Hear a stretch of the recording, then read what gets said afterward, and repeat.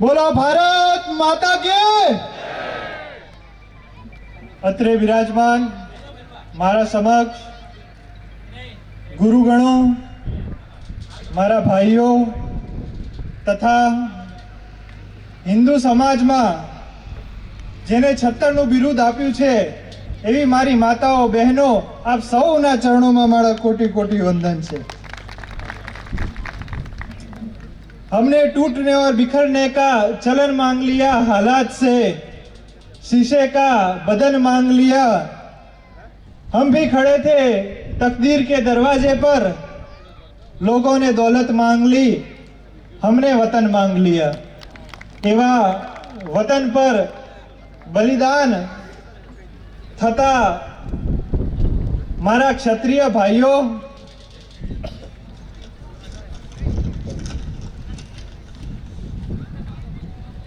આમ તો બીજા સમાજોના સંગઠન આપણે જોઈએ, સંમેલન આપણે જોઈએ તો આપણને ખૂબ આનંદ આવે છે, પણ જ્યારે આપણા સમાજનું સંમેલન નહીં મહાસંમેલન હોય ત્યારે એ આનંદ એક જુદો છે, એ અનેરો આનંદ જુદો છે, એ વાત કંઈક અલગ છે।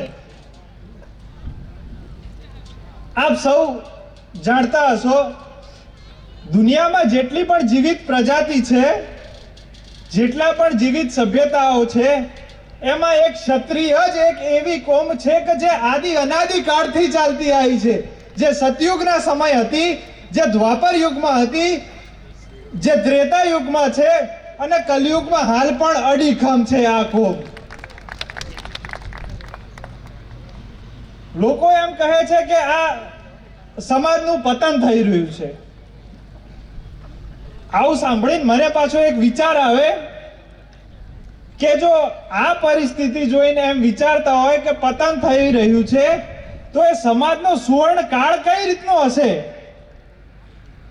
તમે ભગવાન પ્રભુ શ્રી રામના સમયે એ સમય કઈ રીતનો હશે?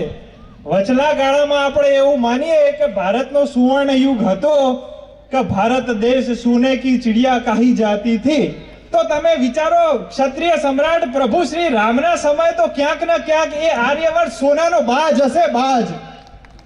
એ બાજના વંશજો, એ સિંહના વંશજો, એ ભગવાન શ્રી રામના વંશજો, એ જ કૃષ્ણના વંશજો આજ અહીંયા ભેગા થયા છે।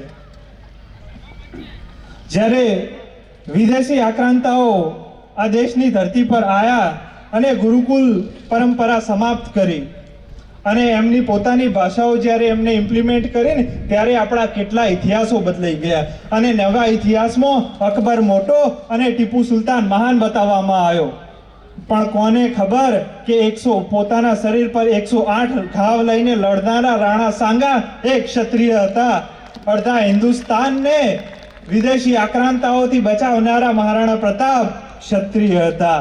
અરે રાણા કુંભા, રાણા સાંગા, રાણા ઉદયસિંહ, રાણા પ્રતાપ, રાણા અજીતસિંહ, રાણા અમરસિંહ, આ મેવાડની આખી પેઢી તમને આખા હિન્દુસ્તાનને બચાવવામાં ખપી ગઈ સાહેબ।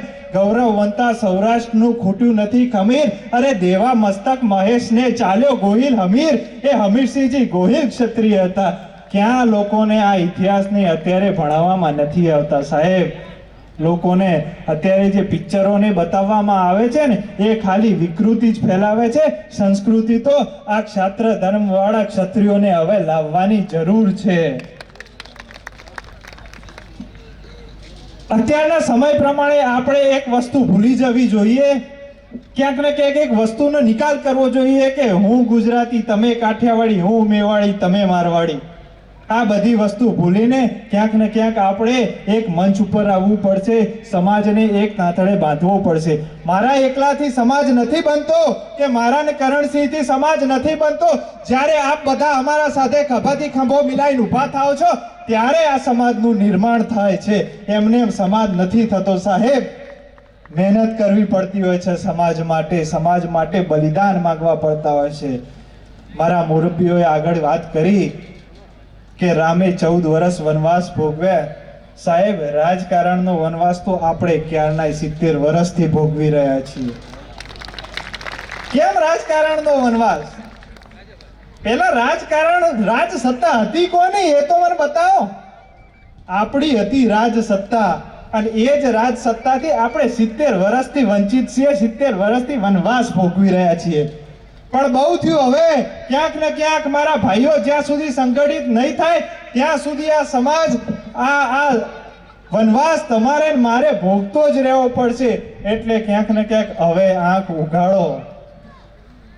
આગેવાનો તમારા ઘરના બારણા ખખડાઈ રહ્યા છે આંખો ઉઘાડવા માટે. હવે તો ઉઠો. ક્યાંક ને ક્યાંક આઝાદી પછી અત્યારે જો આરામ કરતો સમાજ હોય ને તો એ હજુ આપણો સમાજ છે. હવે આરામમાંથી જાગો અને જે જે આપણું છે એ લેવા તરફ ભાગો. આપણું છે એવું નથી કોઈનું છે, જે આપણું છે એ લેવા તરફ ભાગો. સતયુગ, દ્વાપરયુગ, ત્રેતાયુગ, કલયુગ.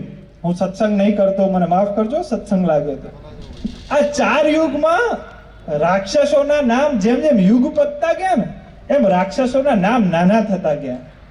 સતયુગમાં હતું હિરણ્યકશ્યપ, દ્વાપરમાં આવ્યું રાવણ, ત્રેતામાં આવ્યું રાવણ, દ્વાપરમાં આવ્યું કંસ અને કલયુગમાં હું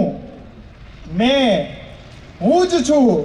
મને પૂછ્યા વગર થાય જ નહીં. મને ના પૂછું તો શક્ય જ નથી. આવો અહમ એ જ આ સમાજનો રાક્ષસ બનીને બેઠો છે. ક્યાંક ને ક્યાંક આવા રાક્ષસોને તમે કાઢીને નાખી દો ને તો આ સમાજને એક થવાથી કોઈ નથી રોકી શકતું.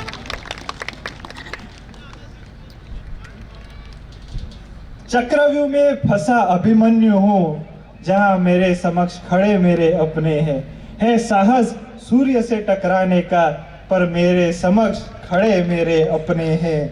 आज टूट रहा इतिहास मेरा, हो रहा पतन मेरा, फिर भी लड़ रहा अपनों से हूँ. ऊंच नीच का भेद छोड़ के स्वयं खोज रहा मार्ग पतन का. अब बहुत हुआ, अंदर के महाराणा को जगाना है, एकता के सपने को सच कर दिखलाना है. ऊंच नीच के भेदभाव को मिटाना है और क्षत्रिय परचम फिर से लहराना है. एवा हमारा क्षत्रिय भाइयों ने जय माता जी, भारत माता के खूब खूब आभार. धन्यवाद.